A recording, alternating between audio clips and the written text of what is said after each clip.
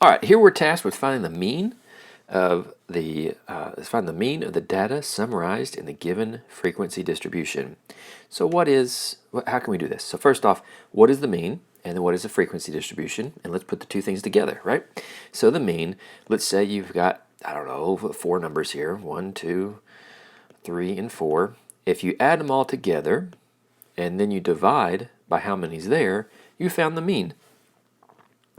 A lot of people call it the average. So you add them all up and divide by how many's there. A frequency distribution. Now that tells you how data is distributed. So it's almost like starting a bar chart. So this is what you would do here to start a bar chart, right? A bar chart, you'd say, well, the first one is 42 to 45, and there was 29 of them. So you go up here to 29. So there's 29 of these things in that bar. So a lot of people look at it like a bar chart, but as a frequency distribution, it just tells you basically what all is going on. So for instance, the top is speed, miles per hour, and the bottom is frequency. So let's just assume this is like a police officer sitting on the side of the road taking speeds. Right? He's just trying to catch speeders. So let's say he was writing down how fast people are going, and people going 42 up to 45 miles an hour, including 45, there was 29 people going 42 through 45. And from 46 to 49, there were 16 people. And 50 to 53, there were 7 people. And 54 to 57, there was 3 people. And from 58 to 61, there was 1 person. Now the thing about a frequency distribution is we don't really know exactly what numbers there are there. Like in this 29, there could have been a 42, a 40, a 43, a 42, a 44, a 45, a 42, a 43. I'm just picking numbers here, but there could have been all kinds of different 42, 43, 44, 45s. We don't know exactly which ones they were, or how many there are. They all could have been 42. They all could have been 45. But we know that there was 29 of them. All right?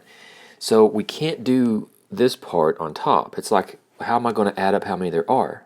I can figure out how many there were. There was 29 there, right? Or total, we'll figure out how many there were total, but there's probably 50 there. But that's what we can figure the bottom number out, but the top number is what we're going to have issues with. So to do this, we're going to take an educated guess here. So what we do is we decide, we say, you know what? This category here, this class, 29 of them were in that class. So what if we just assume that they were all kind of in the middle? So what if we took and figure out what the midpoint of this class here is? That's what we want to do, is find the class midpoint. And to find the class midpoint, you add them up and divide by 2. You find the mean of those two numbers, the upper and the lower bounds here. You take 45 plus 42, and then you divide by 2. So that would be, 40, 80, 87. Divide that by 2. So take 87 divided by 2. Get 43.5. So let's just assume that 29 of these people were going 43.5 miles per hour. Okay, so I don't want to add 43 plus 43 plus 43 plus 43.5 plus 43.5. I don't want to add this 29 times in my calculator, right? So we just do that the easier way of just multiplying. That's what multiplication is addition over and over again. So if I took, so what I'm going to do here is I'm doing this part here, right? I'm adding them all up. And I want to do that. There's 29 43.5s. So I'm going to take 43.5 and times it by 29.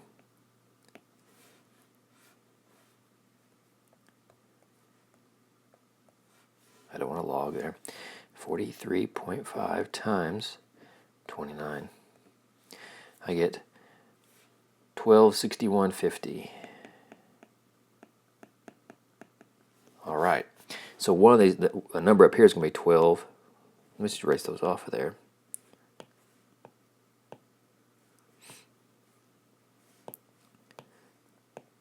$12.61.50 Okay, that's one of my numbers I'm going to add. Now I'm going to do it again with this guy. Add 49 and 46. Divide by 2. We're going to find the midpoint, the class midpoint. So 49 plus 46 divided by 2 is 47.5. Okay, 47.5. And there are 16 of those. We're just going to assume there's all 47.5s and there's 16 of them. We multiply that up. 47.5 times 16. We get 760. So another number at the top is 760. Okay, let's do that again. This one.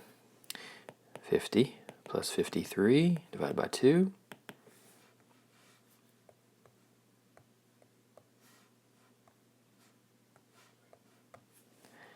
51.5. And there's 7 of those. So we'll multiply that by 7. Let's keep that a little bit neater in our notes. So I'm going to take 51.5 times 7.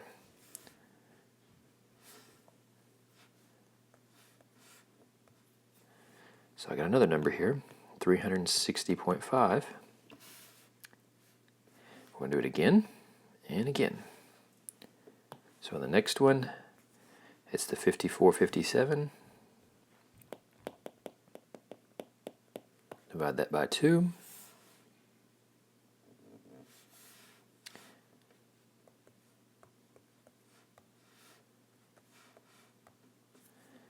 We're going to get 55.5. And we'll take that 55.5 and we're going to multiply it by 3 this time.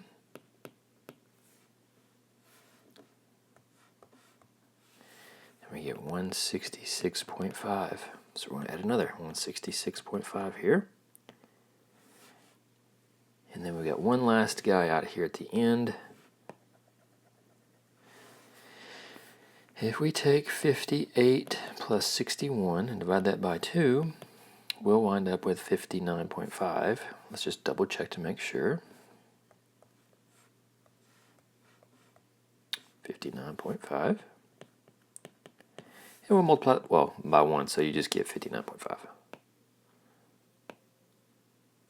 Give myself a little bit more room there.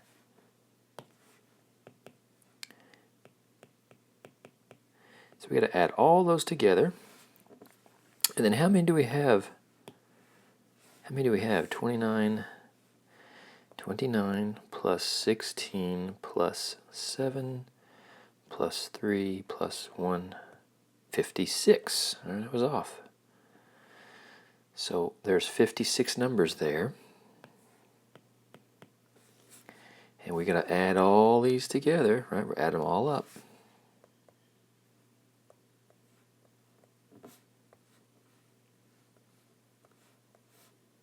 Plus 360.5 plus 166.5 plus 59.5. And that total is 2,608. So we'll take that and divide it by the 56. And we get a mean of, let's just say 46.57. Compare, and here it says compare the computed mean to the actual mean. Well, it's really close. Look at that, 46.57 versus 46.2. It's really close. So there is some merit to this, of doing this in this method, that you're finding the mean from a frequency distribution is not that far. I mean, it's not exact.